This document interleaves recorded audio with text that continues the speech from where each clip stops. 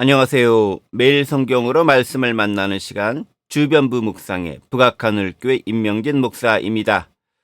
오늘은 봄이 시작되는 3월의 첫날입니다. 하나님 나라의 봄은 어떻게 우리 현실에서 맞아들일 수 있을까요? 오늘 본문은요, 마태복음 14장 13절에서 21절까지의 말씀인데요. 오병이어와 나눔의 원리에 대해서 함께 생각해 보도록 하겠습니다. 먼저 본문 말씀 제가 읽어보겠습니다. 예수께서 들으시고 배를 타고 떠나사 따로 빈들에 가시니 무리가 듣고 여러 고을로부터 걸어서 따라간지라. 예수께서 나오사 큰 무리를 보시고 불쌍히 여기사 그 중에 있는 병자를 고쳐주시니라. 저녁이 되매 제자들이 나와 이르되 이곳은 빈들이요 때도 이미 저물었으니 무리를 보내어 마을에 들어가 먹을 것을 사 먹게 하소서. 예수께서 이르시되 갈 것 없다. 너희가 먹을 것을 주라. 제자들이 이르되 여기 우리에게 있는 것은 떡 5개와 물고기 2마리 뿐이니이다. 이르시되 그것을 내게 가져오라 하시고 무리를 명하여 잔디 위에 앉히시고 떡 5개와 물고기 2마리를 가지사 하늘을 우러러 축사하시고 떡을 떼어 제자들에게 주시매 제자들이 무리에게 주니 다 배불리 먹고 남은 조각을 12바구니에 차게 거두었으며 먹은 사람은 여자와 어린이 외에 5,000명이나 되었더라. 아멘. 예수님의 인기는 그야말로 하늘을 찔렀고요. 사람들은 그 예수님을 만나보고 또 말씀을 듣고 병 고침을 얻기 위해 예수님의 계신 곳은 어디든 따라다녔습니다. 이런 예수님에 대한 소문은요, 비단 유대인들에게만 들린 것은 아니었습니다. 특히 당시 갈릴리와 베레아 지역 분봉왕이었던 헤롯 안디바도 사람들로부터 예수님에 관한 소식을 들었습니다. 특히 그는 얼마 전에 자신에게 쓴소리를 한 세례 요한을 처형시킨 전례를 가지고 있었습니다.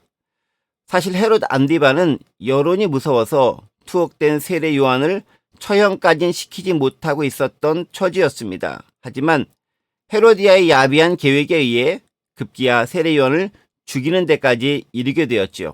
그러다 보니 세례 요한과 비슷해 보이는 예수님에 대한 소문은 세례 요한이 다시 살아난 것 아니냐라는 의구심을 자아내고 두려운 마음까지 헤롯 안디바가 갖게 만들었습니다. 바로 이런 소식을 들은 예수님은 잠시 자리를 피하기로 생각하시고 배를 떠나 한적한 곳으로 이동하십니다. 하지만 어딜 가나 예수님의 소문은 나기 마련이죠. 그렇게 빈들을 찾아 떠났지만 거기서도 사람들은 예수님을 발견하고 걸어서 따르기 시작합니다. 숨기려, 숨으려 해도 숨길 수 없는 것이 선한 일을 행한 사람의 향기가 아닐까요? 예수님의 향기는 어느 곳에 계시든 퍼지기 마련이죠. 빈들이든 땅이든 바다든 예수님이 계신 그곳이 어디든 예수님에 대한 소문은 나기 마련이고요. 사람들은 몰려듭니다. 우리 죄의 제자된 자들 역시 어느 곳에 있든지 예수님의 향기를 내뿜을 수 있는 그런 사람이 되어야 하지 않을까요? 자, 그런데 그렇게 자신에게 몰려오는 무리, 사람들을 보고 예수님의 마음엔 특별한 생각이 들기 시작합니다. 예수께서 나오사 큰 무리를 보시고 불쌍히 여기사 그 중에 있는 병자를 고쳐주시니라. 무리를 본 예수님은 그들을 불쌍히 여기시기 시작합니다. 오늘 본문이 마태복음에는 기록되어져 있지 않지만 병행 본문인 마가복음에는 그들을 불쌍히 여긴 이유가 기록되어져 있습니다. 그 목자 없는 양 같음으로 인하여 불쌍히 여기사, 즉 자신들을 올바른 곳으로 이끌어줄 참된 리더를 상실한 백성들의 모습이 마치 목자가 없어 이리저리 헤매이는 양과 같아 보인다라고 그것에 빗대어 말씀하고 계십니다. 예수님의 마음은 사람들, 특히 목자 없이 방황하는 사람들을 긍휼히 불쌍히 여기는 마음입니다. 누군가를 긍휼히 여기는 마음, 그건 예수님의 제자들에게도 반드시 필요한 덕목이겠지요. 현대사회는요, 개인주의적이고 때로 이기적이기까지 합니다. 누군가를 긍휼히 여기거나 불쌍히 여길 틈도 마음도 겨를도 없습니다. 여유도 없죠. 그저 나 혼자 잘 먹고 잘 살면 그만이라는 생각이 지배적입니다. 신앙도 때로는 마찬가지인 경우가 많습니다. 나만 구원받으면 그만이지 굳이 다른 사람들까지 생각해야 하는가? 그것은 그들 몫이고 하나님께서 알아서 해주지 않겠는가? 라는 생각을 가질 때가 많습니다. 사실 이걸 극복하는 게 매우 중요한데도 말이죠. 자, 그렇다면 긍휼히 여기는 마음은 또 어떻게 표현이 될까요? 먼저는요, 말씀을 가르치는 것이고 다음으로 병을 고쳐주는 겁니다. 그리고 무언가 나눔을 통해 드러나기 마련입니다. 오늘 본문에선 그걸 오병이어 사건으로 우리에게 묘사해주고 있습니다. 오병이어 사건은 말 그대로 떡 5개와 물고기 2마리로 5,000명을 먹이신 기적을 일컫는 사건입니다. 예수님은 오랜 시간 한적한 곳에서 당신의 말씀을 듣고 다른 사람이 치유되는 사건을 보고 있었던 사람들의 배고픔을 아셨습니다. 바로 그때 현실적으로 판단하는 제자들이 예수님께 말씀드리지요. 주님, 이것은 빈들이요 때도 이미 저물었으니 무리를 보내어 마을에 들어가 먹을 것을 사 먹게 하소서. 아주 자연스럽고 지극히 상식적인 생각입니다. 수천 명을 몇 명 안 되는 제자들이 지금 당장 어떻게 할 수도 없는 노릇 아니겠습니까? 자, 그런데요. 예수님의 다음 대답이 제자들을 더욱 난처하게 만들었을 것 같습니다. 예수께서 이르시되 갈 것 없다. 너희가 먹을 것을 주라. 지금 자신들 먹을 것도 없어서 본인들도 배가 고픈데 우리더러 저 많은 사람들 먹을 것을 주라니 도대체 이게 말이 되는 일인가? 이 얼마나 터무니없는 일인가? 도대체 주님은 현실인식을 제대로 하고나 계신 걸까? 라는 생각이 들기도 할 겁니다. 제자들은 예수님이 현실을 제대로 인식해주기 바라는 마음으로 한 번 더 분명하게 말씀을 드립니다. 제자들이 이르되 여기 우리에게 있는 것은 떡 5개와 물고기 2마리 뿐입니다.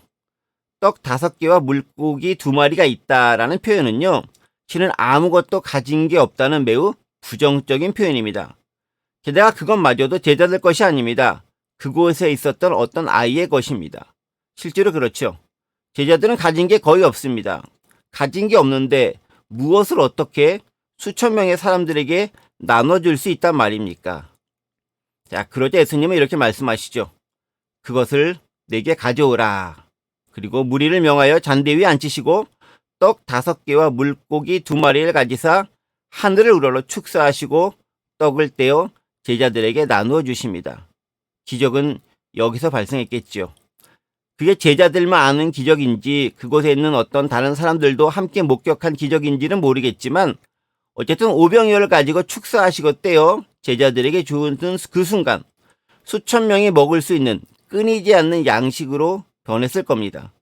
그리고 모든 사람이 배불리 먹고도 남은 조각을 12바구니에 가득 차게 담을 정도로 풍성해졌습니다. 그렇다면 기적은 어떻게 일어났을까요? 사실 그곳에 있던 제자들 외에는 정확히 아는 사람이 없을 겁니다. 아니, 제자들도 제대로 알지 못했을 수도 모릅니다. 뭔가 보긴 봤지만 그게 어떻게 가능한지는 그들도 몰랐을 테니까 말이죠.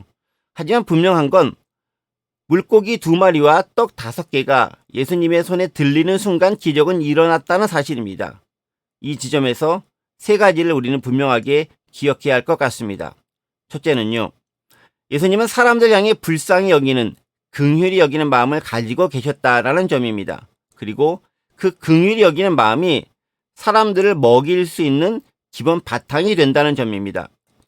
누군가를 향해 가진 안타까운 마음, 그를 긍휼히 여기는 마음, 바로 그 마음이 무언가를 움직이는, 기적을 이루는 시발점이 된다는 것이죠. 예수님의 마음을 우리도 품는 것, 그게 가장 먼저 중요한 게 아닐까요? 둘째는요, 예수님은 목자 없는 무리와 같은 자들을 제자들에게 먹이라고 말씀하신다는 사실입니다. 오늘 우리 시대에는 여전히 소외되고 가난하고 어렵게 사는 사람들이 많이 있습니다. 기아에 허덕이는 사람도 있고요. 억울함에 힘들어하는 사람들도 있습니다. 그들을 누가 도울 수 있을까요? 주님은 우리더러 제자된 너희가 도우라고 말씀하십니다.